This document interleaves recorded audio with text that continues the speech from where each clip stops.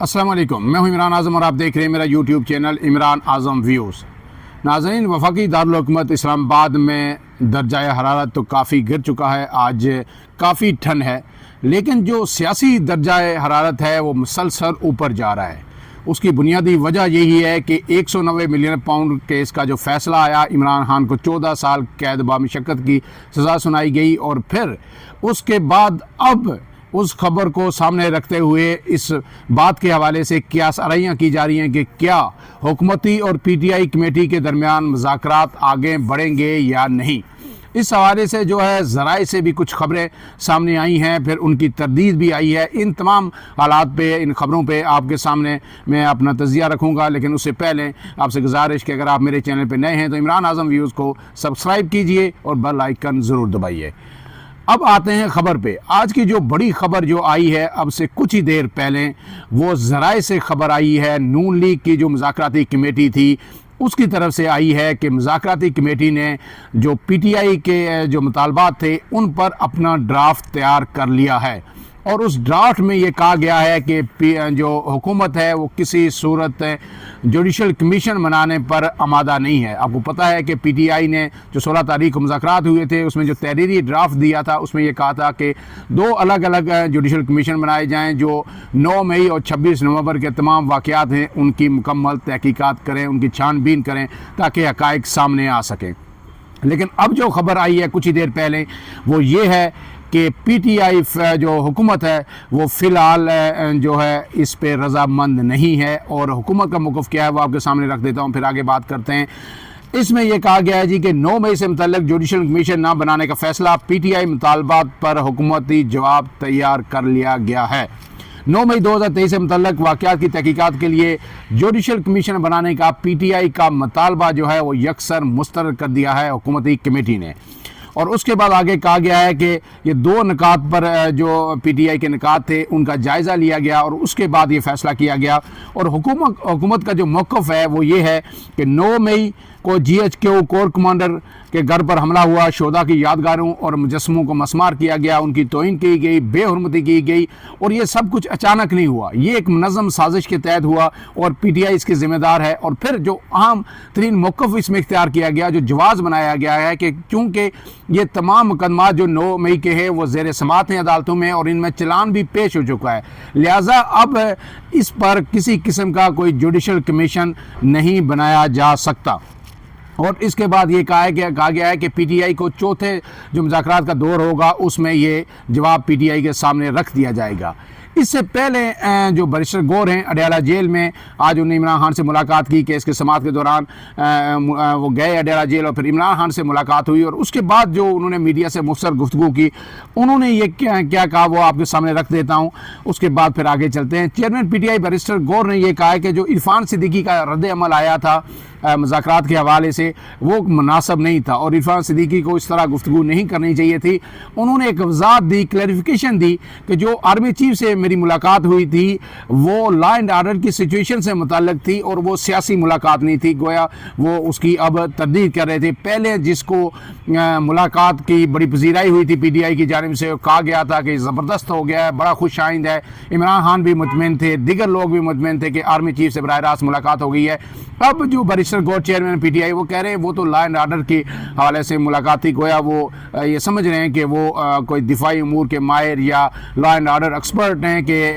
Army chief ने उनको बुलाया कि जनाब आए और आप आके हमें बताएं कि केपीके में जो सूरत हाल है हमने इसका मुकाबला किस तरह करना है। उसके बाद उन्होंने मज़ीद कहा कि इस पर किसी तौर जो है नून लीग को इशू नहीं खड़ा करना चाहिए। जो आपको पता है कि इरफान सिद्दीकी ने यह कहा था कि अगर पीटीआई के लिए असल दरवाज़ा खुल गया है, पीटीआई के मुताबिक जिस दरवाजे को बार बार नॉक कर रहे थे 1.5 साल से, वो बड़ा दरवाज़ा खुल गया है तो फिर छोटी खिड़कियों और दरवाज़ों से, रोशनदानों से झांकने की ज़रूरत नहीं है। पीटीआई के जो बानी है वो अपनी कमेटी को बता दें कि हुकूमती कमेटी के साथ मज़ीद मुज़ाकरात की ज़रूरत नहीं है, हमारे आर्मी चीफ से या आला अस्करी क़यादत से बातचीत शुरू हो गई है और यहीं से हमें रिलीफ मिलेगा। ये उस वक्त बयान था इरफान सिद्दीकी का जिसका आज उन्होंने जवाब दिया है। और साथ उन्होंने ये भी कहा है कि हुकूमत जो है घबराहट का शिकार है, इसलिए मुज़ाकरात से राय फरार इख्तियार करना चाह रही है क्योंकि 47 की फॉर्म 47 की हुकूमत है। ये चीज़ें भी उन्होंने साथ कही। लेकिन अब सवाल ये पैदा होता है कि इसके बाद क्या वाकई मुज़ाकरात ख़त्म हो गए लेकिन जो ही ये खबर आई ज़राए के हवाले से, उसके अब कुछ ही देर पहले इरफान सिद्दीकी का एक ट्वीट आया और उसमें उन्होंने यकसर इस खबर को मुस्तरद किया। उन्होंने कहा है कि जो हुकूमती कमेटी है उसे अभी मज़ीद 6 से 7 दिन लगेंगे PTI के मुतालबात पे अपना जवाबी ड्राफ्ट तैयार करने में, और हमारी जो कमेटी है उसमें 7 सियासी जमातें मौजूद हैं इस कमेटी के अंदर। हम उन सब से मशावरत करेंगे और उसके बाद जवाब देंगे। ये नहीं हो सकता कि हम तनहा कोई जवाब दे दें। इसलिए उन्होंने कहा कि जितनी तफसीलात हैं ज़राए के हवाले से ये खबर दी गई है, इसमें बताई गई हैं, वो सब बेबुनियाद और मनगढ़ंत है। अब सवाल ये पैदा होता है कि क्या इसके बाद मुज़ाकरात ख़त्म हो गए, क्योंकि 23 तारीख की डेडलाइन दी हुई है PTI ने, और बैरिस्टर गौर ने भी आज ये कहा है कि इमरान खान ने हमें वाज़ेह हदायत दी हुई हैं कि अगर जुडिशल कमीशन के हवाले से बनाने के हवाले से हुकूमत कोई पेशरफ्त वाज़ेह ठोस पेशरफ्त नहीं करती तो फिर चौथे दौर की मुज़ाकरात की ज़रूरत ही नहीं है। वही बात आज उन्होंने दोहराई बैरिस्टर गौर ने, और उन्होंने कहा है कि फिर तो मुज़ाकरात की ज़रूरत नहीं है, मुज़ाकरात यहीं पर ख़त्म हो जाएंगे। लेकिन अब जो खबर आई है, क्या ये खबर सिर्फ यानी जो टेम्परेचर है उसको चेक करने के लिए चलवाई गई, दी गई? ज़ाहिर है ये रिपोर्टर, किसी भी रिपोर्टर ने खुद से नहीं दी, ये कहीं ना कहीं से उसे फीड की गई रिपोर्टर्स को, और उन्हें कहा गया कि ये आप चलाएं ताकि PTI का इस पे रिएक्शन, दीगर पॉलिटिकल पार्टीज़ का रिएक्शन चेक किया जा सके। ये एक पल्स जो है उसको जज करने के लिए ये खबर पहले दी गई, और फिर तकरीबन 1.5 से